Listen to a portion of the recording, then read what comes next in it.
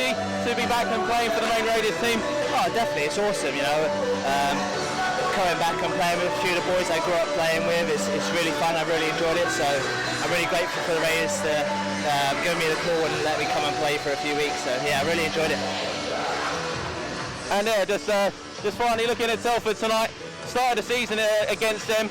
Both teams, it was their first competition. There's been a lot going on since. They struggled as of late. What do you think you expect tonight? Do we think it's going to be a very similar game to the first, or is it going to be completely different, do you think? Yeah, I think the games we've had with them previously, like you said, they were the first couple of games. I think both teams are a bit rusty, but they're tight competitive games. So I'm looking forward to another close game tonight.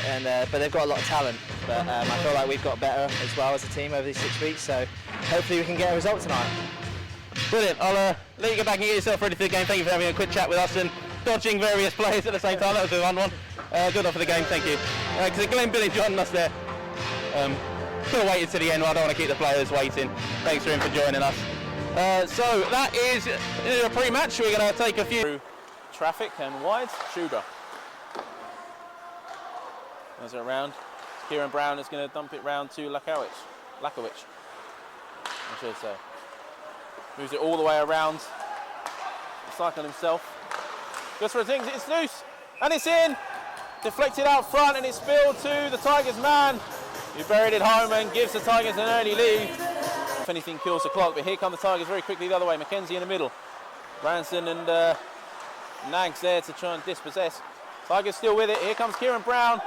Fires on through. Cooper diving in front, trying to get the block, but it found its way through to James, who makes the save, but that's a goal. And the Tigers 2-0 up very, very early here. Raiders not in this game yet, and this could very quickly get away from them if they don't get themselves going. Much on it. And this is deflecting through. Piatak can't get it. It just bounces down. It's just Clements there. He had Connolly in support. Just wouldn't settle. Here come the Tigers. Shot fired wide from Mitchell King. Venus wins a battle on the boards. Looks to work it out in front. Does work it out in front. Great finish. Ross Venus makes it 3-0. He broke free of Dan Scott and I think Piatak. Promise in the last few minutes of play.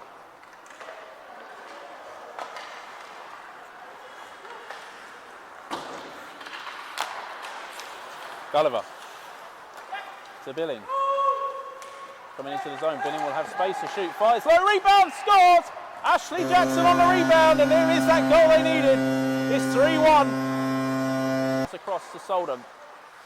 Gets through, but got caught up in the skates a little bit, so he couldn't get a quick shot away. They've still got it though, and it's Sullivan. Lions going to fires a quick one, padded out by Day. Another shot from Sullivan. It's spilled loose. It's still loose, and the Raiders can't get on it. They can now. It's Ben Solder. It's 3-2.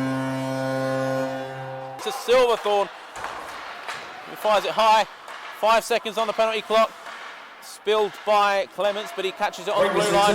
Raiders back to full strength. One last chance. Callum Bennett, and it's deflected in off the shot, and it's going to be Silverthorne with the goal. And I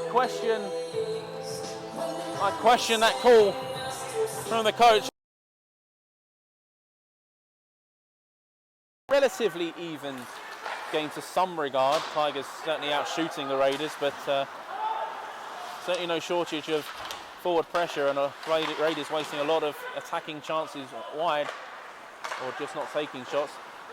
Scott shoots there though, and it's going to come out to Glenn Billing, who picks it up all alone in front. Deek stay and puts it in. That was a weird one, but it's the third goal for Tigers. Raiders looking for a quick transition. Sean Barry comes in on the right, but the Raiders in the midst of a change.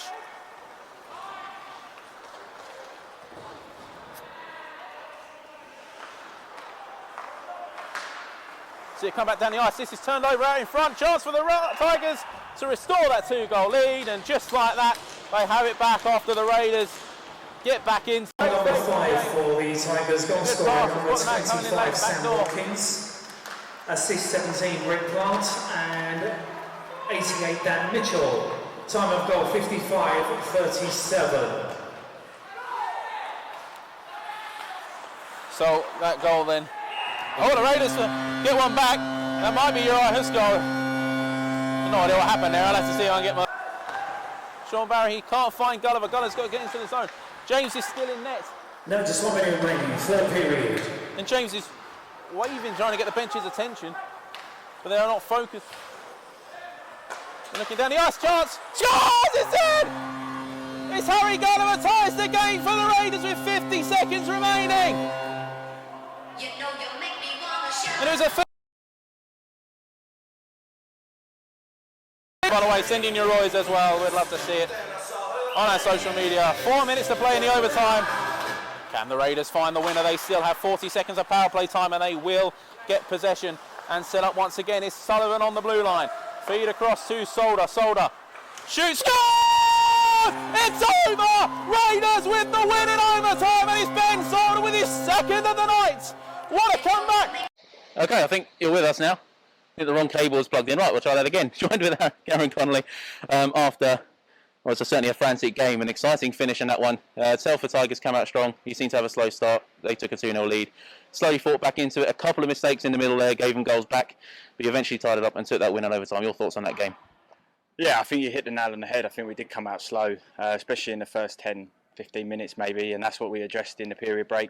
But we did, you know, it's hockey, right? There's a lot of time left, so we just plugged away, all the way to the end, as you see, and there's huge points for us, as we all know, sort of the cup standings at the minute, and we've got a huge game tomorrow for us, but that just pips us above them going into that game, so we should have full confidence. Yeah, indeed, it's a big game tomorrow, and you just give yourself a little buffer. You can at least take it to overtime and afford to lose that if necessary, but I know you want to win and take advantage. Let's talk about the Cup in general then. It's 6 weeks of action, tough start, but over the past few weeks we've certainly seen you find yourselves as a team in the past few weeks, and I think that sort of culminated with that comeback tonight.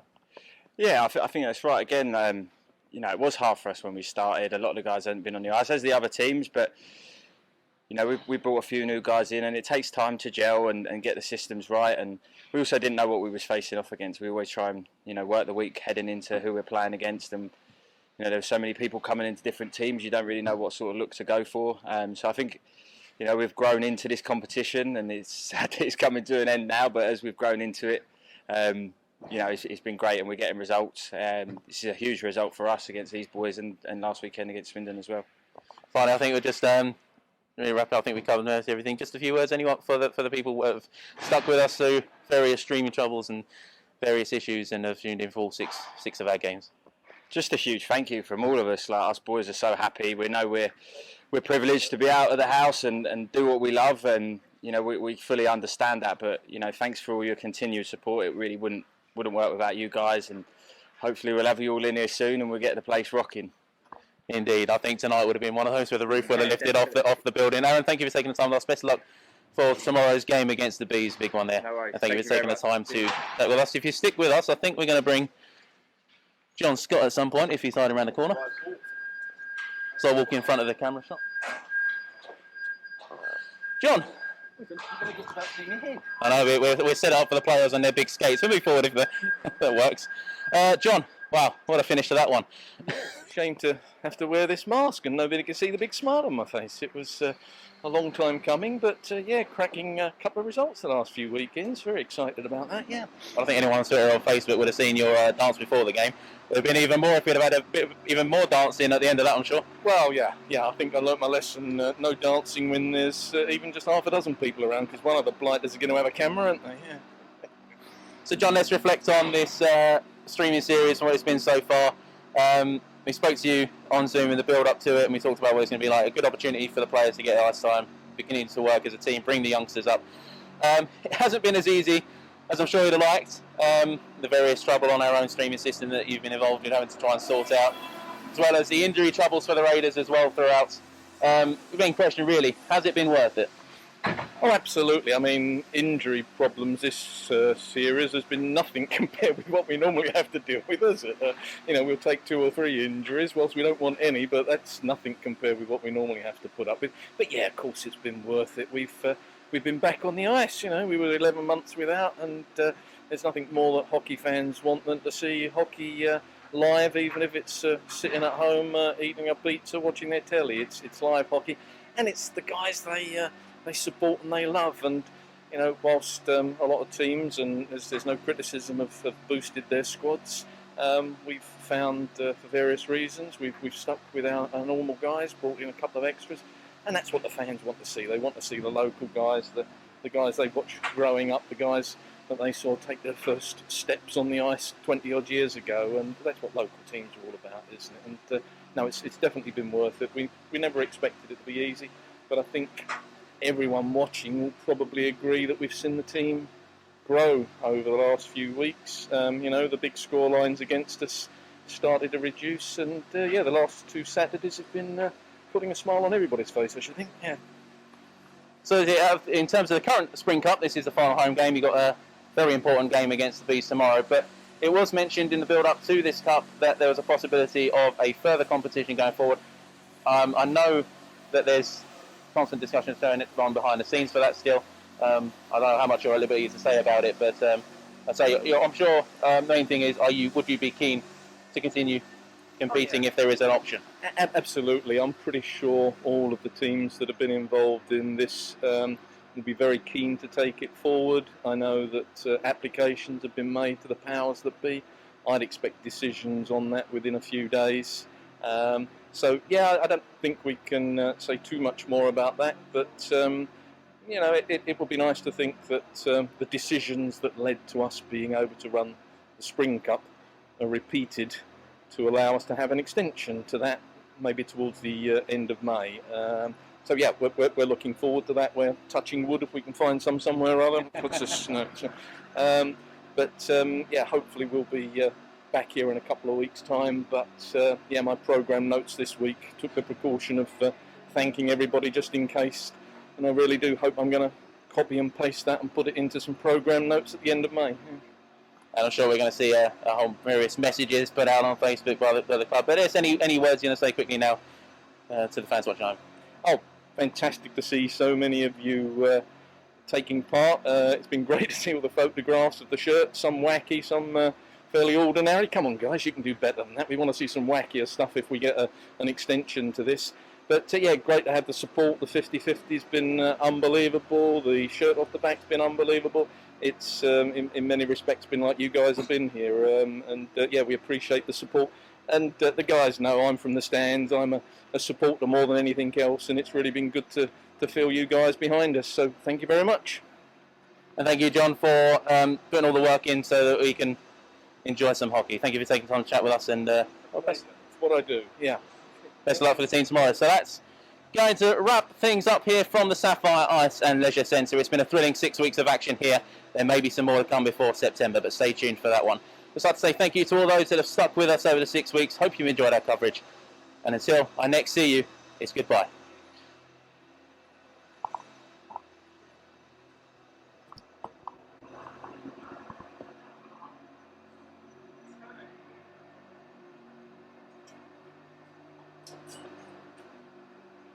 Got all that, yeah? Excellent job.